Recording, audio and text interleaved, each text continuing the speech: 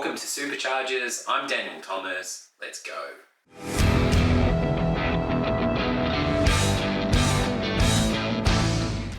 G'day guys, my guest on this episode is poet Chelsea Chats. Chelsea is a Chattanooga content creator dedicated to sharing the beauty and complexities of living in America's southern states. In her debut poetry collection, Mud Water Will Rise, she reveals the southern identity in all its incarnations. With a unique perspective on southern culture and a love for poetic storytelling, Chelsea explores themes of southern life, entrepreneurship, and community engagement. We had an awesome chat. Let's dive in. Now, I understand you moved from San Fran to, I still struggling to say it, Chattanooga. You Excuse actually me. did really well. And something that's actually funny, you had mentioned you'll never be German enough, but you've been so far away from home for so long, you're caught in this middle. And I'm very much in the same spot. And something that's funny, I learned maybe a year into living in Chattanooga is that I was not pronouncing Chattanooga correctly. The locals loved to give me flack or I guess West Coasters flack because we speak a little more quickly, I guess. So when we would say Chattanooga, we would pronounce it Chattanooga. I guess the middle A was not pronounced quite correctly. So now I'm very conscious of how people pronounce Chattanooga. So you did very well. I appreciate that. And it's classic that they let you go for a year. That's the thing. It's very direct here in Germany. If I was saying something wrong, they would have just told me straight out. Like it would have just been like bang to the. So it's classic that they let you go a year. But would you say yours is, when you zoom out, it's a transition from big city to smaller community? In a sense, yeah. So originally, as you mentioned, I'm from the San Francisco Bay Area, but I was actually in a smaller community about 45 minutes outside of San Francisco. But even though it was a smaller, mid-sized city, it didn't necessarily feel like there was a lot of community there. There were a lot of community events, you had your own circle, but it wasn't necessarily, like I said, a community where you go out and about and you bump into people and everybody knows everybody. Whereas here in Chattanooga, that was something that actually drew me and my husband to the South, was just this sense of community and how everybody really rallies together. Everybody knows everybody, which I guess could be something that some people don't like, right? Like you want to be a little bit more your own person, which I completely understand. But we love the fact that the community really rallies together, supports small businesses, artists, you name it. And really, it's an innovative city too, coming from Silicon Valley. That was something that kind of you had mentioned earlier, that you really found your artistic side when you moved to Germany. And similarly here, I was swept up into technology when I lived out in California. But moving here, we have that innovation as well. A lot of like electric cars and things that are being manufactured and created here in Chattanooga. But there's also a bursting artistic community. And I really fell into my artistic side when I got here, which is something I've always wanted to pursue. So that's something that really drew us to say, hey, we need a different culture. We need to be in a different place and a different transition in our lives. I hear you on this sense of community, and that's also been a huge thing here. Like Hamburg it's not a huge city. It's a medium-sized city, but just across Europe, I found there's a real sense of community. There's still this village type. Even in a big city, like it feels like I'm in a village. And like you said, you see the same people. But I think we've lost a lot of that sense of community, and whether it's like a primal thing or the way we're made, we crave that.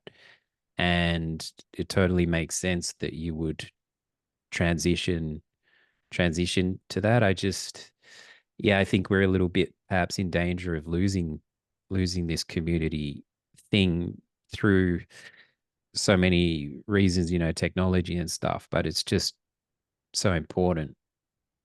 Definitely. And that's something that I focus a lot on in my upcoming book, which is going to be released or re-released, I should say, on October 16th.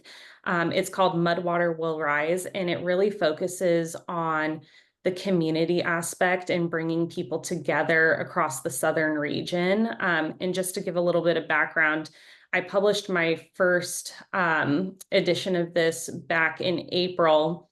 And it wasn't quite where I wanted it to be. So I've been really working to see, what's missing in this to really make it a complete set of Southern poetry, and how can I make this speak to people? And I took a step back and I realized, a lot of this is about my personal experience as a Southern transplant, but I wanted to get more insight from the community, from people who have been here, whether they're long-term residents or transplants such as myself, but maybe they're from a different city, so they have a little bit of a different culture that they're bringing into the South. And that's something I really wanted to focus on, because while we have such a great community here, as I'm sure you're aware, the South has a very colorful history, not always for the best. And right now too, especially in the United States, there's a lot of political tension. So it is tearing apart a lot of our community that we built up. And my book really focusing on what we have in common and how we can reach that commonality and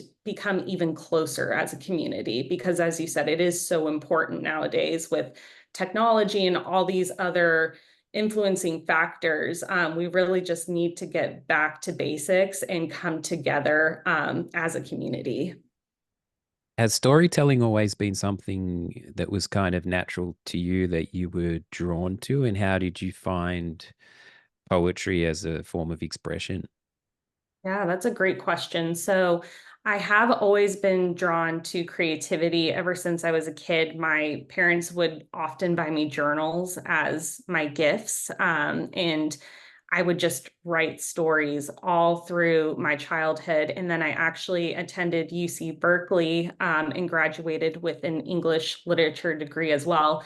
I thought I was going to move to New York, get into editorial, write my own books. And then, as I mentioned, I lived in Silicon Valley and ironically ended up being recruited to move to Southern California to work in Silicon Beach. And I did corporate communications, human resources, marketing, recruiting for Fortune 500 companies, tech startups. And then I actually moved back to the San Francisco Bay Area to work at a retained executive search boutique. But that all being said, I really lost my creativity for about 10 years of time.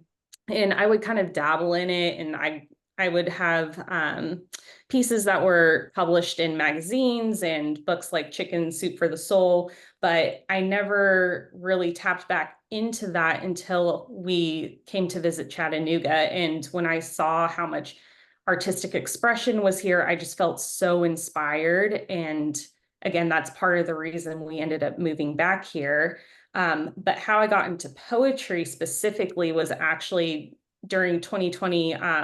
There was the global pandemic, and obviously a lot of people were suffering with their mental health at that point in time. And I started doing telehealth therapy, and I would actually start writing again as, a way to express things that I was feeling during that time. And it kind of led me into this avenue of doing poetry, not just for myself, but for readers everywhere. And I said, if this is something that helps me, maybe I could help someone else. So that's really how I got into poetry. And I am working on some projects that are outside of poetry, but that really is my main focus right now.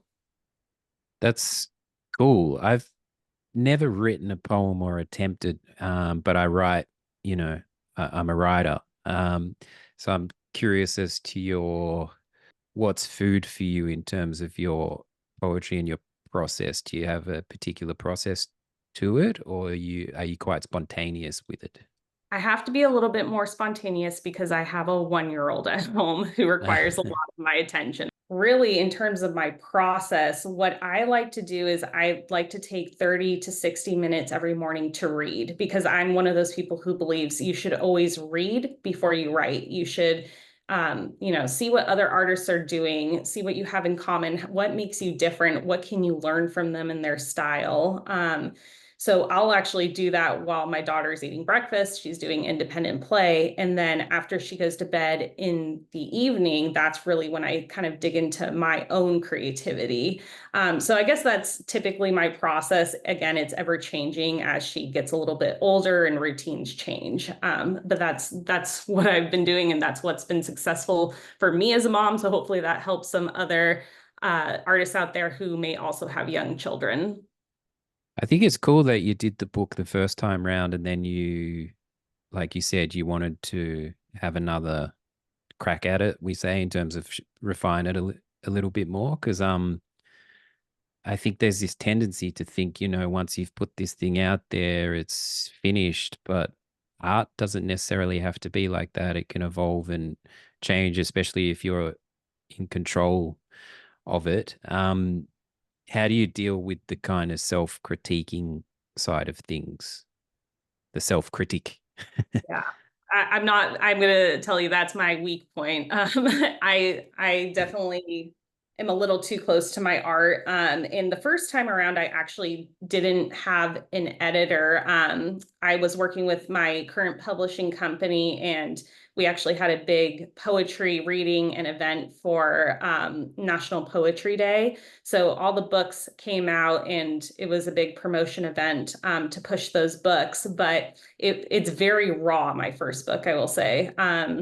So I still have those available for now, but in terms of the second edition, it's definitely more refined. I actually hired my own editor.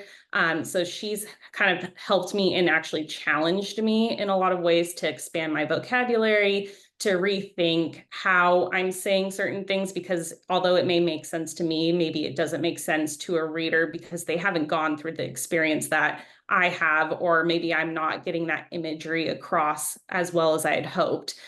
So it's really been great to have a second pair of eyes to really just, again, look at what's on the page and then from there refine it. And I'm actually going through final revisions on my own now as my own self-critic, as you had mentioned. And I'm even tweaking it just a tad bit more. So I'm getting a little better at critiquing myself. I used to take it a little bit too much to heart, which I think is common for artists because we feel, right? We have a lot of emotions oftentimes, and we get very attached to our projects. But that is something I'm still currently working on and working through.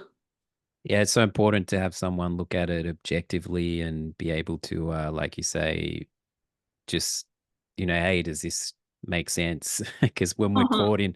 when we're caught in the world of it, it's a little hard to see the forest. Um, so yeah, to have the editor on board and then to be able to like develop your own skills in the then refining it further is but it's also brave to get someone else on board and expose yourself and show them your work. But I just think, if it's personal, that's a great thing.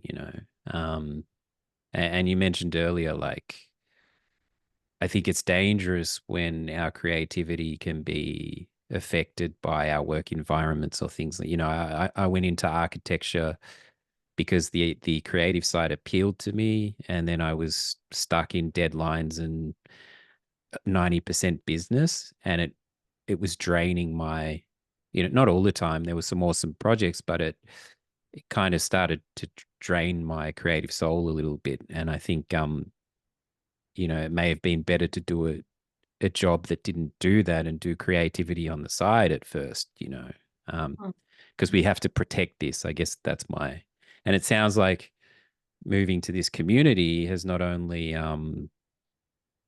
helped that world for you, but it's supported and elevated there. What are some things that are unique to the town? Colloquial? What's the word? Colloquial? Yeah.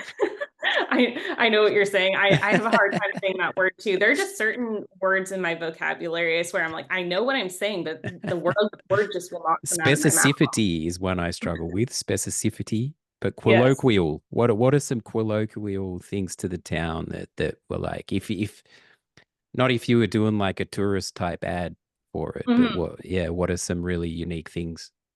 Yeah, that's a great question. There's so much about Chattanooga. So, the city itself is divided by the Tennessee River. So we are a river town, which I guess there is some tourism around that, but it's a great way to get outdoors. That's what we're known for. We're actually called Scenic City. So we have the Appalachian Mountains all around us, tons of hiking.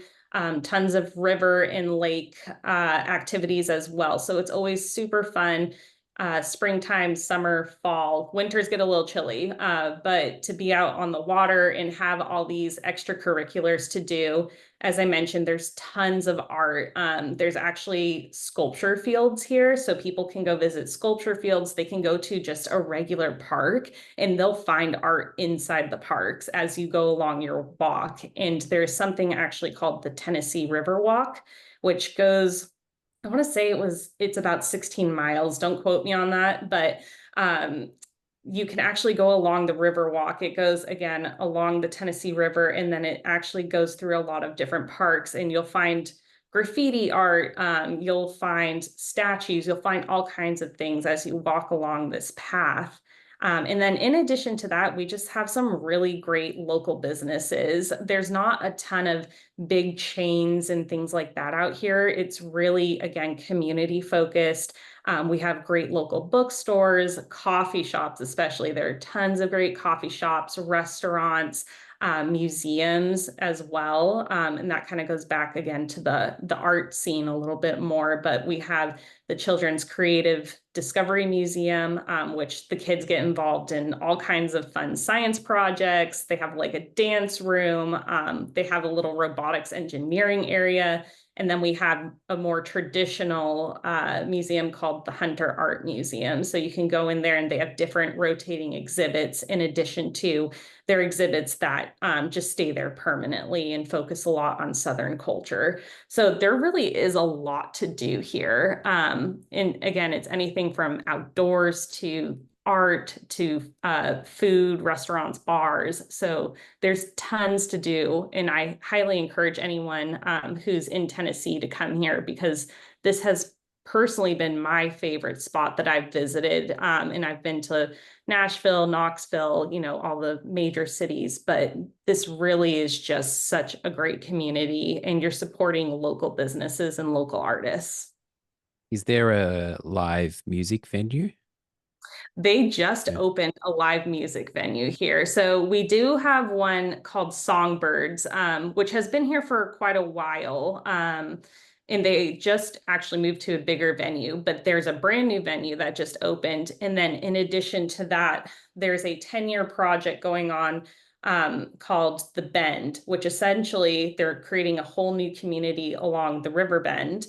And it's going to be, again, local shops, restaurants. There's going to be another big concert venue opening there as well for bigger acts. And then they're actually making these canals that will go through the community. So you can paddleboard up there, kayak there, and then kind of dock, go get lunch, and then get back out on the water. So it's going to be a really cool addition to Chattanooga. That's very cool. It sounds like there's a lot going on. We have Hamburg actually apparently has more canals than Venice. So Wow. yeah, so it's similar in a way that we have the Elbe River which goes through. So it's similar to what you're saying about the Tennessee River. We have all this stuff along the river, but then coming off that, we have all these canals.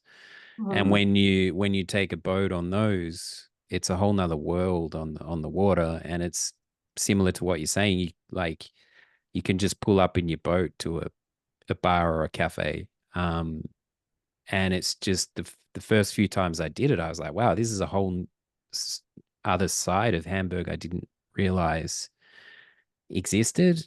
And again, Mhm. the fact that you can do that in a city is really cool. So, but they're making those, are they? Yeah, definitely. So Chattanooga just a little history lesson.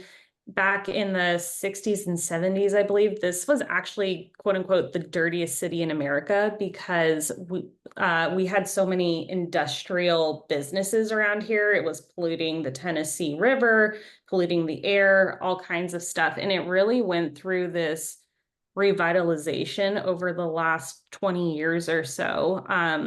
And that's why we have such a big initiative to be green here, to really bring in the culture from Appalachia, or Appalachia culture, I should say, and really take advantage of having these beautiful mountains around us and having the Tennessee River and being able to utilize those and keep those clean for the community, which is still an ongoing project, of course, but that's definitely something that is really important to us here in Chattanooga. And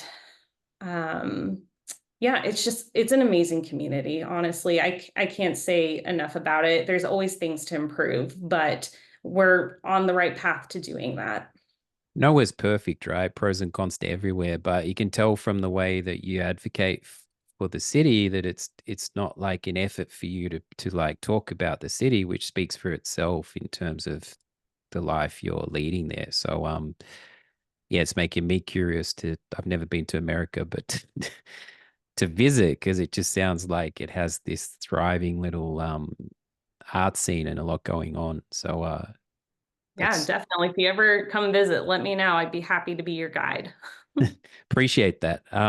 It's a tradition on the show to have guests offer some kind of call it a challenge or a life hack or a daily practice for listeners. Is there something perhaps with your poetry or something that you've done personally? It can be anything really. Is there something that springs to mind that you would challenge people to do? So my challenge would be for aspiring writers to read first and read every day, which can be tough to do just with how busy life can get.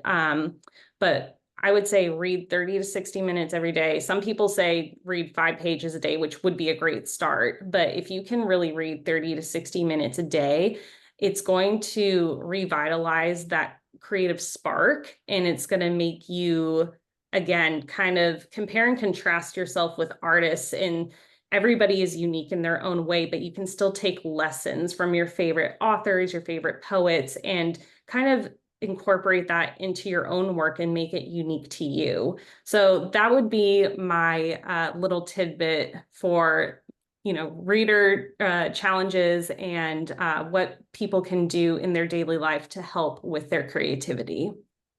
That's an important one because sometimes we just get focused on the stuff that we're trying to do, but taking a step back and having all that as well. Um, I like to listen actually to books and stuff in at times when I feel like stuck in traffic or whatever, because it flips that around because it's like, well, if you're listening to a book in traffic, you're actually doing exactly what you're saying. You're taking in stuff that can inspire you and that you can learn from for your own stuff. Is there Yeah. a book that's had a big impact on you or even a movie?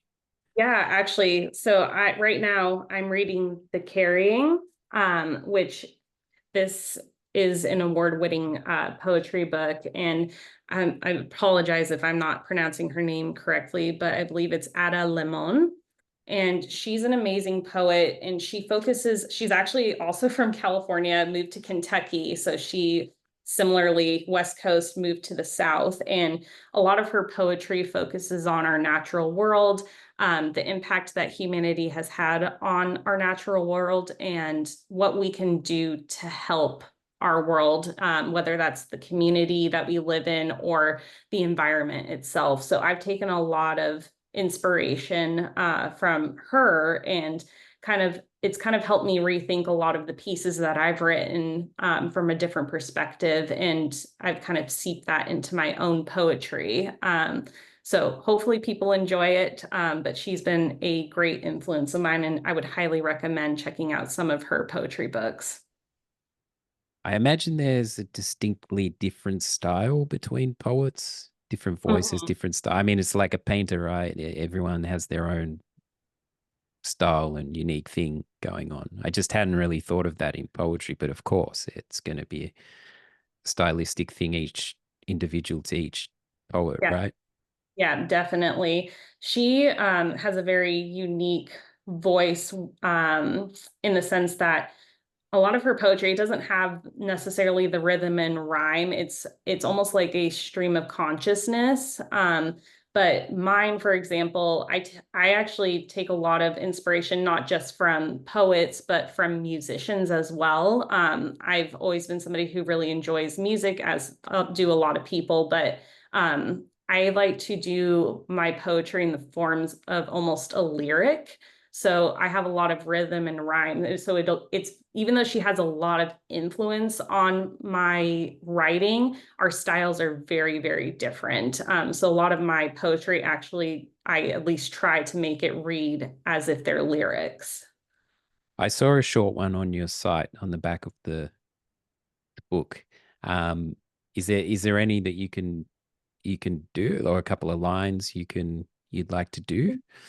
Oh, let me pull it up. I actually don't have my book right in front of me, but I'm working on, let's see here. Only if you'd like to share. Yeah, definitely. I just need to pull it up real quick. Let's see here. Just a line or two would be, well, you kind of got to hear a poem in its whole context, right? You can't just Oh, I think the one you're referring to is called Nola Magic, which is, as you mentioned, it's a couple lines just on the back of my book. But just reading the last little verse I have here.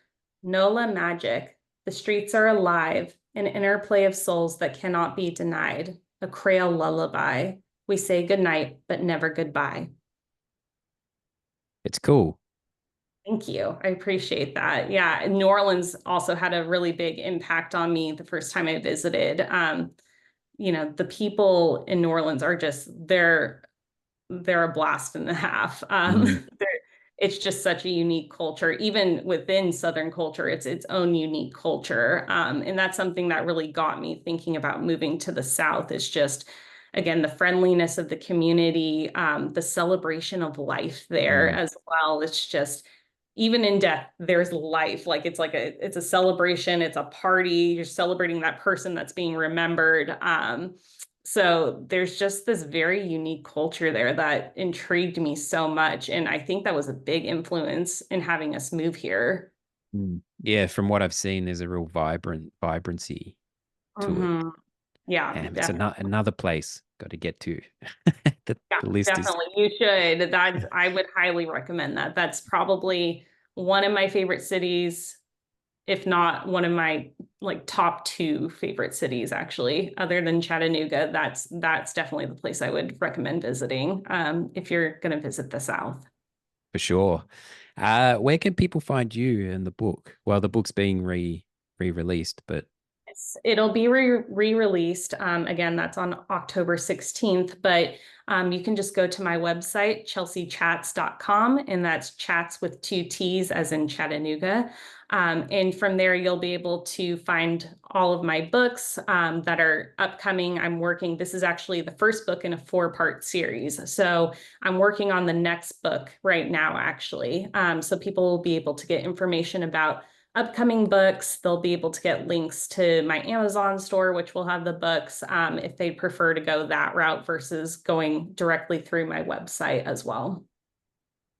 cool. Well, I really appreciate your time. You've given like a little snippet of Chattanooga, and I'm I'm curious, and I hope that the listeners are too. But it just sounds like a really positive positive place in so many ways. So very much appreciate your time. Yeah, definitely. Thank you for having me. I really appreciate it as well. There you go, guys. Honest ratings for the show on Apple are appreciated. If you have a guest suggestion, please feel free to reach out on my website at danielthomas.co. I'm also on social media at Mr. Dan Thomas. Catch you on the next episode.